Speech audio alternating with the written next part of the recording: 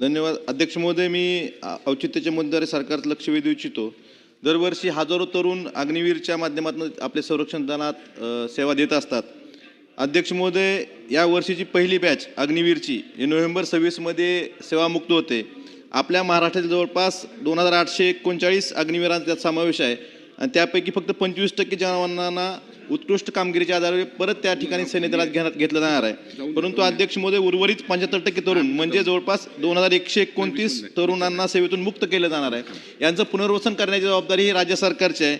अध्यक्ष महोदय, यासाठी राज्य सरकारनं कर्नल दीपक ठोंगे समिती स्थापना केली होती, परंतु अद्यापपर्यंत या समितीचा अहवाल सादर केलेला नाही. अध्यक्ष महोदय, बाकीच्या राज्यांनी उत्तर प्रदेश, मध्य प्रदेश, गुजरात, बिहार, हरियाणा इतर राज्यांनी अग्निवीरांसाठी 20% समांतर आरक्षण लागू केलेलं आहे. आपल्या राज्यानंही या सेवामुक्त होणाऱ्या अग्निवीरांसाठी समांतर आरक्षण लागू करावं आणि इतर ज्या त्यांच्या योजना आहेत त्यांना पुनर्वसन करण्यासाठी जेवढ्या चांगल्या योजना देता येतील यासाठी सरकारनं काम करावं एवढीच.